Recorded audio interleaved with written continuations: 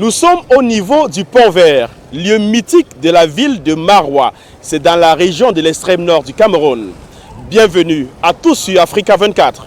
Dans cette course à la présidentielle au Cameroun, les différentes équipes de campagne des 12 candidats poursuivent leur mobilisation dans les différentes régions du pays. Le groupe Africa 24, à travers ses reporters déployés du nord au sud, de l'est à l'ouest du Cameroun, vous amène au cœur de cette campagne présidentielle où chaque équipe de candidats reste déterminée à convaincre les électeurs.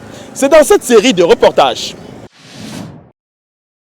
Le Rassemblement démocratique du peuple camerounais a mobilisé les électeurs à Balaza Algali, dans l'arrondissement de Maroua 3e, département du Djamari, région de l'extrême nord. Pour l'élection présidentielle du 12 octobre prochain, ils sont venus par centaines, voire par milliers des 4 coins de la localité pour répondre à l'appel de la commission communale de campagne du RDPC. Le peuple du Djamari, le peuple de Maroua 3e est conscient du bienfait du président de la République. Ils savent que c'est quelqu'un sur qui on peut compter.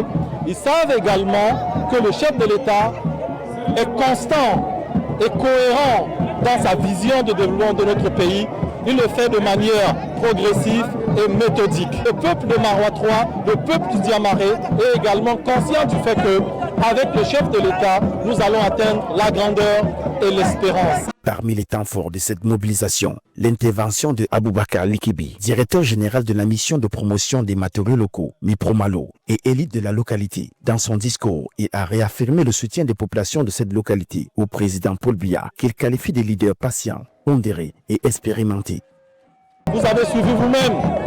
Il est promis 115% au chef de l'État si c'était possible.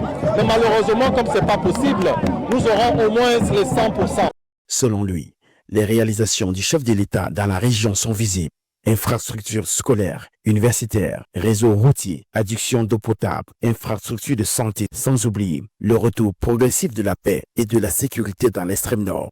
Le peuple du Djamari est conscient sur le fait que les vendeurs d'illusions, les magiciens et ceux qui usent de la désinformation, vous voyez qu'il y a des infrastructures. Lorsqu'on vous dit à l'extrême nord il n'y a pas de route, à l'extrême nord il n'y a pas ceci, nous ne sommes pas dans Maroua, vous avez constaté, et voilà, il y a des infrastructures.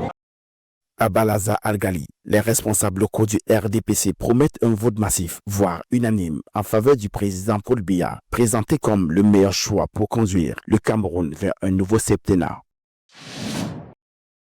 À Yaoundé, la capitale politique du Cameroun, le 29 septembre 2025, le gouvernement camerounais a effectué le paiement effectif de la première tranche du financement public destiné aux partis politiques engagés dans la campagne électorale pour le scrutin du 12 octobre 2025. À cet effet, de nombreux trésoriers de partis politiques, certains accompagnés de leurs candidats, sont allés récupérer leurs fonds de campagne. Ce que nous comptons faire, nous déployer sur le terrain, vraiment, c'est ridicule. On doit limiter la circulation des espèces dans ce genre de choses. Le ministère de l'administration territoriale chargé de la gestion des fonds publics destinés aux partis politiques a confirmé que les décaissements ont commencé depuis le 29 septembre. Bien que le montant exact n'ait pas été révélé, certaines sources proches du dossier évoquent une enveloppe d'environ 15 millions de francs CFA par candidat. La première tranche de ce financement est repartie de manière équitable entre les 12 candidats, tandis qu'une seconde tranche, versée après le scrutin, est calculée selon les résultats obtenus. La première tranche est égalité. Ce qu'ils ont perçu, c'est ce que j'ai aussi perçu. Ça va nous aider nous-mêmes. Soulignant que le financement public de la campagne vise à limiter les dérives liées au financement occulte et à garantir une certaine équité entre candidats, bien que plusieurs observateurs appellent à une réforme du mécanisme de financement pour plus de transparence dans l'allocation et la traçabilité des fonds. À 45 ans, Serge Espoir Matumba, leader du Parti unifié pour la rénovation sociale, s'engage pour la deuxième fois dans la course à la présidentielle camerounaise. Déterminé à rompre avec un système qu'il juge dépassé, il présente un projet politique ambitieux, mêlant souveraineté et nationalisme à la veille du scrutin prévu le 12 octobre 2025. Nous disons que les 3 premiers mois, nous allons nous consacrer à donner des actes de naissance, et ceci à tous les Camerounais qui n'en ont pas, et des cartes nationales d'identité. Pourquoi ? C'est d'abord une question de sécurité d'État. Entrepreneur issu d'un milieu modeste, Serge Espoir Matomba cofonde en 2010 le Parti Pur. Conseiller municipal à Douala 4e depuis 2013, il se lance pour la première fois à la présidentielle en 2018 et obtient 0,56% des voix. 5 ans plus tard, il revient avec une stratégie plus affinée, un programme de 170 pages et une vision de transformation radicale pour le Cameroun. Nous mettrons sur pied une raffinerie d'or, parce que le Cameroun est producteur d'or. Vous savez, nous devons sortir du CFA. Le CFA, c'est une monnaie qui n'aide pas le Cameroun. Et pas seulement le Cameroun, plusieurs pays africains aussi. Le Cameroun doit pouvoir se doter de sa propre monnaie. Conscient des critiques de son faible score en 2018, Matomba entend démontrer qu'il a tiré les leçons du passé. Pour cette élection, il met en place une organisation renforcée avec 90 000 scrutateurs pour garantir la transparence du scrutin. Le gisement de bauxite de Mini-Martab, évalué à près d'1 milliard de tonnes. Environ 200 millions de tonnes de bauxite feront l'objet d'une exploitation sur 20 ans, avec une production annuelle de 10 millions de tonnes. L'investissement prévu avoisine 2 milliards de dollars américains. La partie dite pauvre du gisement, estimée à 640 millions de tonnes, sera transformée pour produire 216 millions de tonnes d'alumine, soit 4 millions de tonnes par an, générant une valeur annuelle de près de 2 milliards de dollars américains.